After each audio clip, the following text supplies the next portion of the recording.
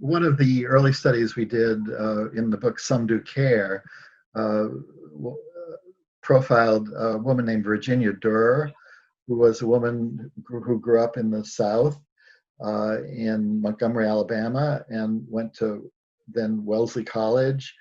And she began life with a lot of very kind of traditionally discriminatory attitudes, and learned during her time, especially at Wellesley, to question her own set of assumptions about how society should be structured and race relations. And she became a leader in the civil rights movement through a lot of trial and error. She would try one thing and then learn that, well, I really need to adjust my thinking in this way. And she became one of the most effective leaders during that time, back in the 1960s, when she was in her 90s when we interviewed her, and that was back in the late 80s. So she was an example of somebody that, first of all, learned a lot. And that's one of the unique things about the human moral condition, is that we learn from our mistakes. And that's why the experiments don't give you a sense of that, because they're a snapshot, and human development is a movie, not a snapshot. And part of what enables us to develop is that we have the capacity to learn from our mistakes. And if we have and use the right word, if we have the humility to be willing to question ourselves and to be open-minded. The great Swiss psychologist Fritz Ozer has done a number of studies in the area of what he calls negative morality, which is showing how the most powerful thing in moral learning is when you confront the fact that you've done something wrong and you have the humility to admit it.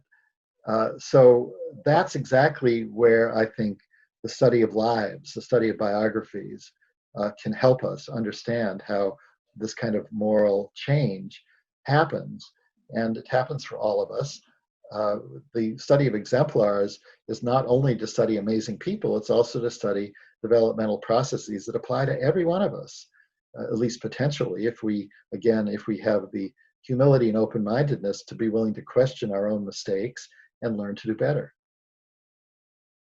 That's a wonderful point, that the study of moral exemplars brings to light developmental processes that all humans undergo. And so what a moral exemplar does, or I call it sometimes with my students, like pick a successful case. Business schools do this a lot, right? Like successful company turns around. What are the processes that happened that led to this outcome? So when you're studying moral exemplars, you're studying like a successful case.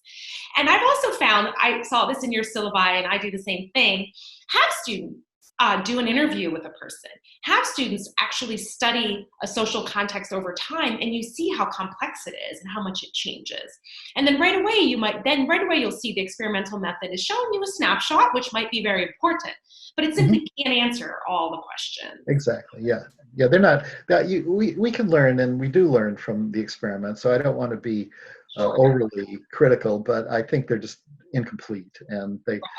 And as you said, and I think it's important to know this, that the methods that we use, which are interviews, case studies, biographical data, are also limited because of exactly what you said, that people have a certain view of their own life history that isn't 100% veridical. And so we have to recognize that and find ways to compensate for that too. So all research methods in and of themselves are inadequate, and the best way to go about something is to try to combine and triangulate and get different views on the phenomena that you're studying.